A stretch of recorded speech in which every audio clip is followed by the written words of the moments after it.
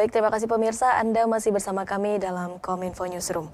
Pemirsa, Hari Peduli Sampah Nasional atau HPSN diperingati setiap tanggal 21 Februari setiap tahunnya.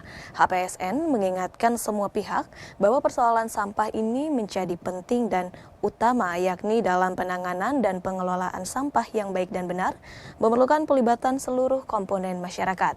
Kita akan membahasnya bersama hari ini. Sudah bergabung bersama kami Ibu Rosa Vivin Ratnawati, selaku Dirjen Pengelolaan Sampah Limbah dan B3 dari KLHK. Ibu Rosa Vivin, Ibu Dirjen, bagaimana dan apa nih tema untuk isu yang diangkat pada HPSN tahun 2022, tepatnya hari kemarin? Baik, Hari Peduli Sampah Nasional itu kita peringati setiap tanggal 21 Februari.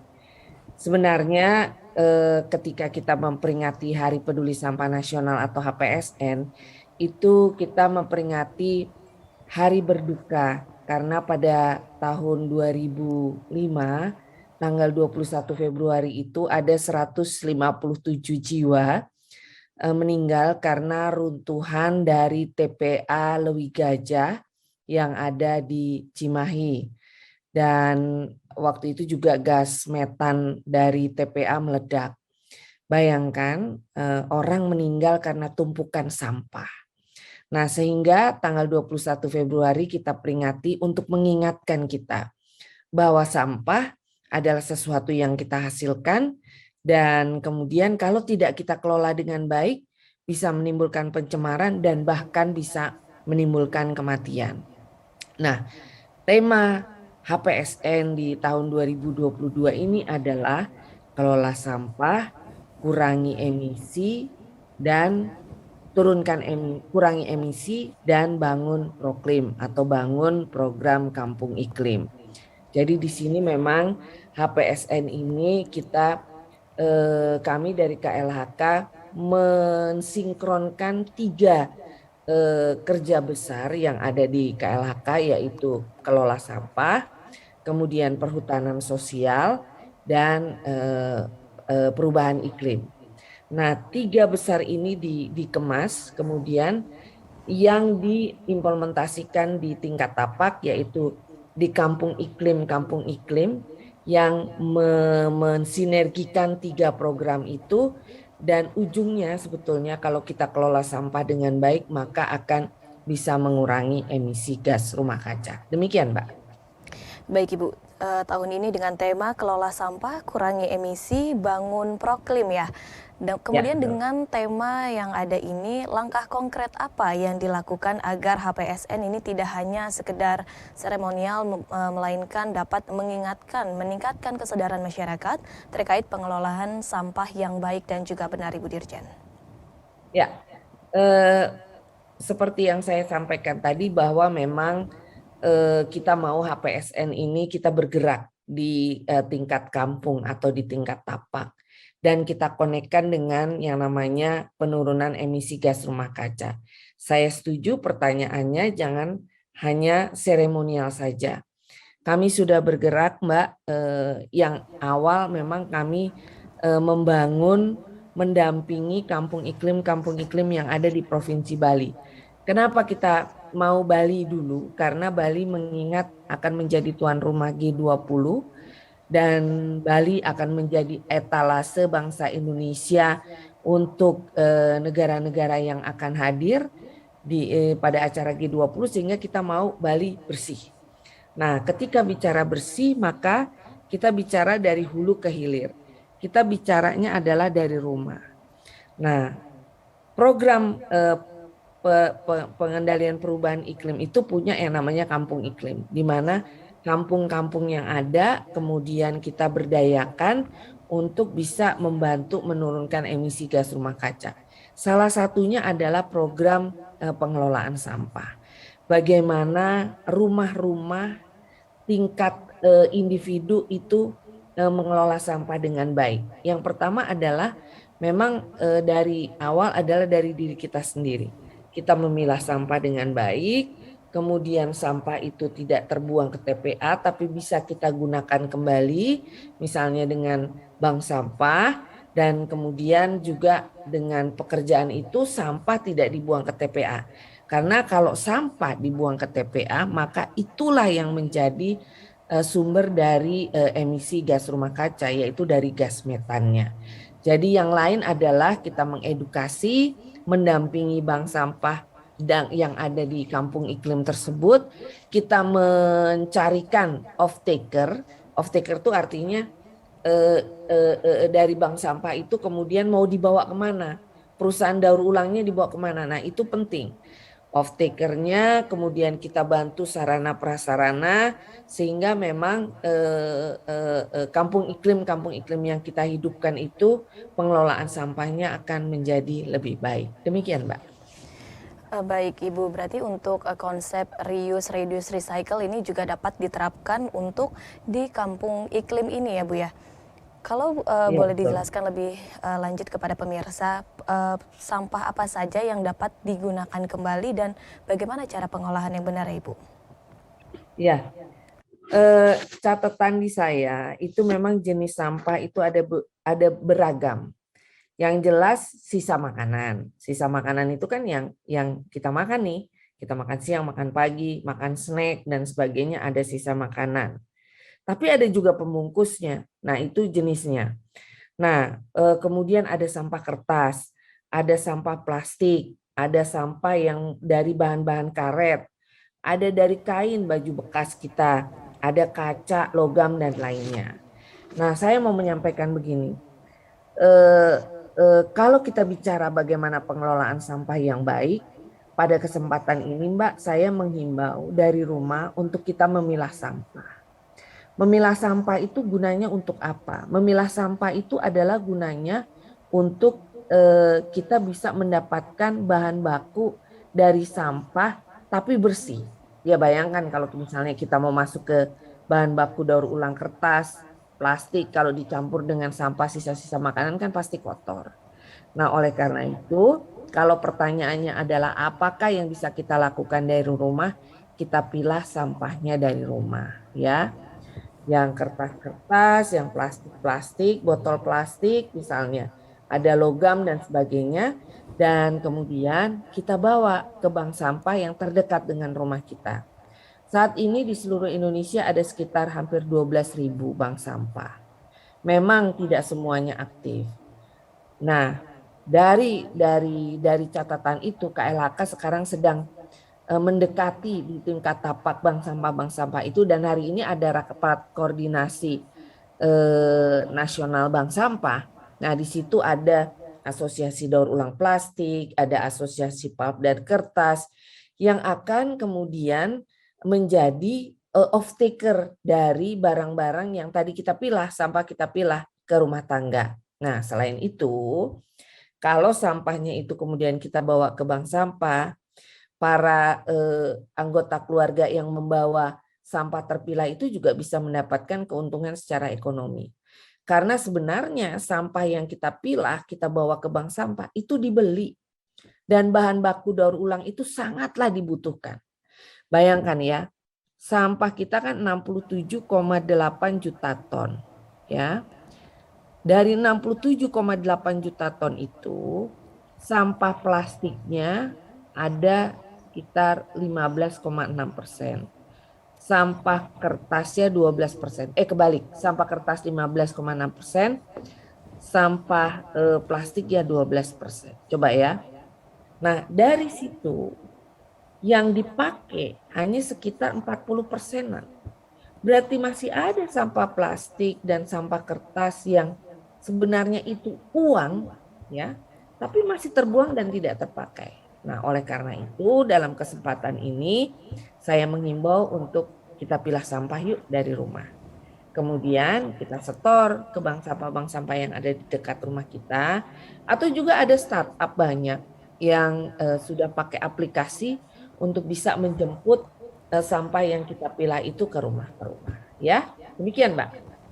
Baik, Bu Dirjen, ada yang ingin saya tanyakan terkait dengan banyak juga masyarakat yang kini juga sudah mengurangi penggunaan plastik begitu ya dengan menggunakan sendok atau sedotan stainless. Apakah ini juga termasuk gerakan mendukung dengan mengurangi sampah, Ibu Dirjen?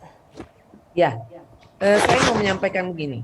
Jadi pendekatan pemerintah dalam pengelolaan sampah itu ada tiga, Mbak. Ya, yang pertama adalah less waste. Less waste itu memang upaya untuk gimana caranya kita nggak menghasilkan sampah. Yang disebutkan Mbak tadi pakai sedotan besi misalnya ya, atau ada restoran-restoran pakai sedotan dari apa namanya Kertas, kertas atau itu Mbak apa namanya bambu. batang batang sayuran itu Oh juga iya. ada. Ya, itu adalah salah satu cara untuk less waste. Atau kita belanja, sekarang kan kalau di DKI dan ada 77 daerah di Indonesia yang melarang penggunaan kantong belanja sekali pakai. Jadi melarang pakai kantong kresek, jadi kita bawa sendiri. Nah itu mengurangi itu Mbak. Nah kemudian yang lain-lain misalnya kita menggunakan kertas bekas atau kita sekarang pakai apa namanya tidak menggunakan kertas ketika kita bekerja di kantor ya kita lebih banyak menggunakan teknologi digital dan sebagainya itu salah satu mengurangi itu less waste ya yang pertama. Nah yang kedua kita juga melakukan pendekatan secara circular ekonomi. Kita kan nggak mungkin Mbak tidak menggunakan plastik ya ada hal-hal yang kita masih gunakan plastik. Tapi plastiknya jangan dibuang ke TPA. Plastiknya itu dipakai lagi atau digunakan lagi. Nah, konsep yang tadi ketika kita memilah, kemudian dibawa ke mana? Ke bank sampah atau tempat kemudian TPS 3R lah, pusat daur ulang dan sebagainya. Nah, itu adalah pendekatan circular ekonomi di mana sampah menjadi sumber daya dan menghasilkan keuntungan secara finansial. Nah, yang ketiga adalah pendekatan teknologi. Nah, teknologi itu kan kita kenal sekarang sampah menjadi energi listrik dengan insinerator, kemudian menjadi apa namanya co-firing batu bara, pengganti batu bara di mana di PLTU atau pabrik semen. Nah, itu sampah-sampah dipakai. Atau ada yang dibikin menjadi jalan, misalnya bahan-bahan dasar road base dan sebagainya. Nah, itu adalah teknologi. Jadi, negara Indonesia adalah negara besar, 270 juta penduduk. Kalau kita cuma pakai single approach, agak sulit. Nah, kalau ditanya Singapura misalnya, Mbak. Singapura itu kan penduduknya kecil. Dia tuh sampahnya dia bakar insinerator dan menghasilkan energi. Itu sangat memungkinkan. Dia kotanya kecil.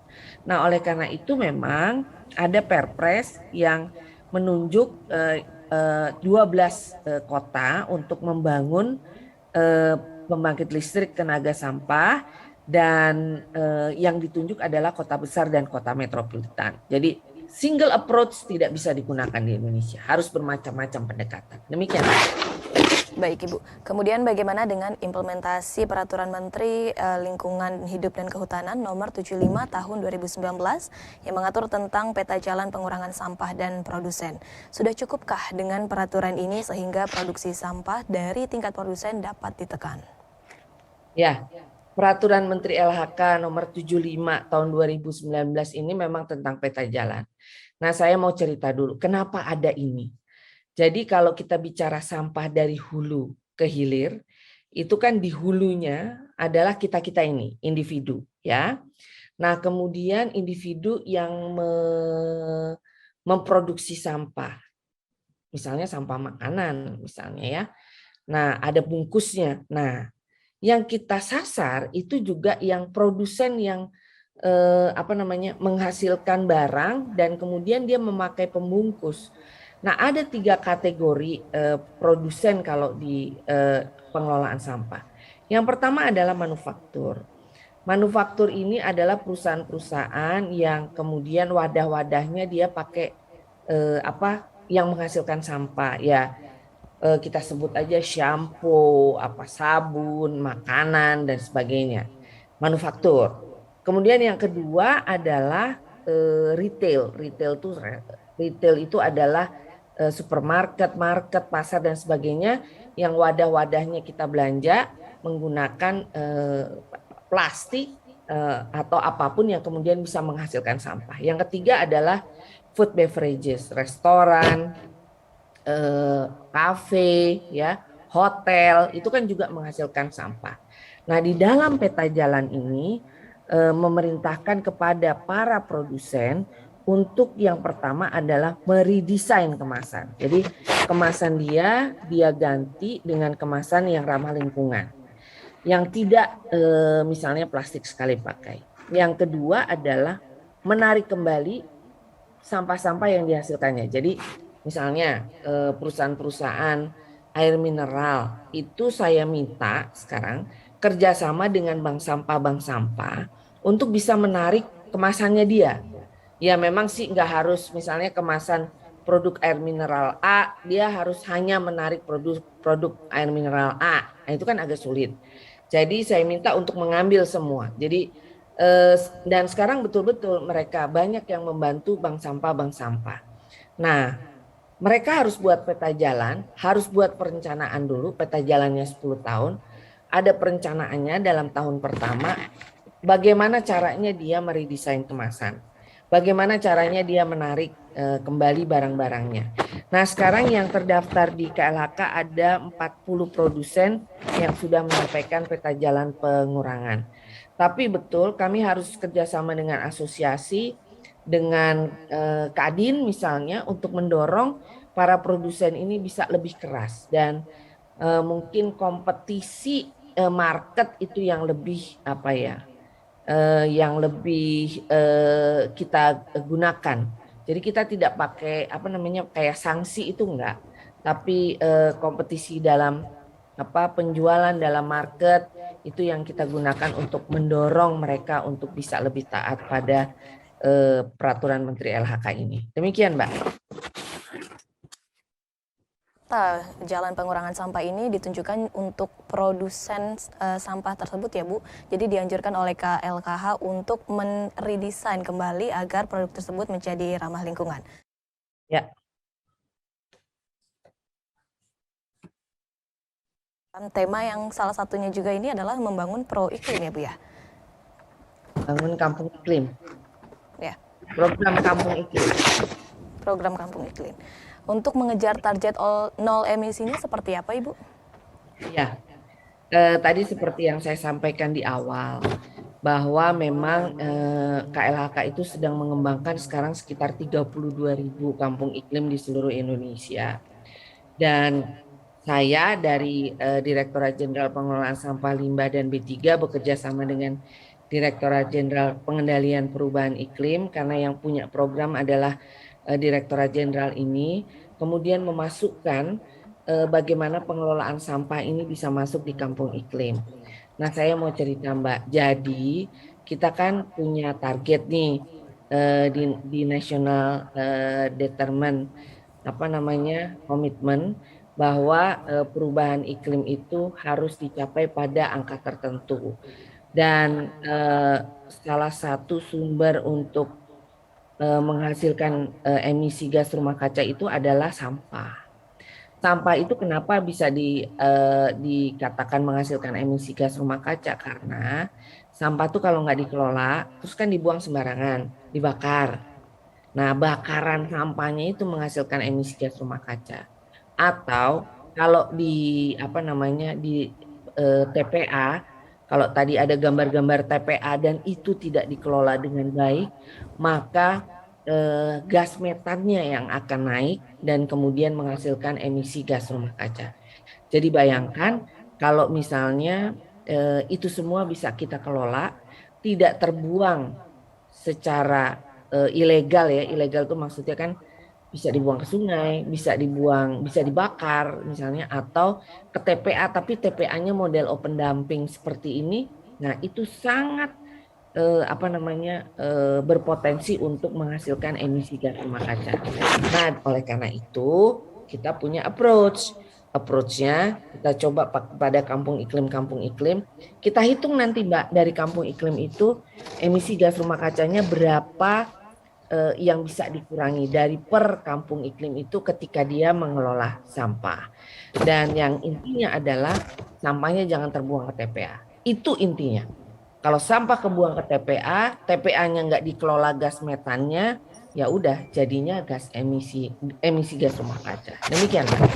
Baik Ibu, semoga upaya dari Kampung Iklim ini dapat dikembangkan lebih banyak lagi, bukan hanya di Bali saja, melainkan di daerah-daerah lain juga akan segera terwujud.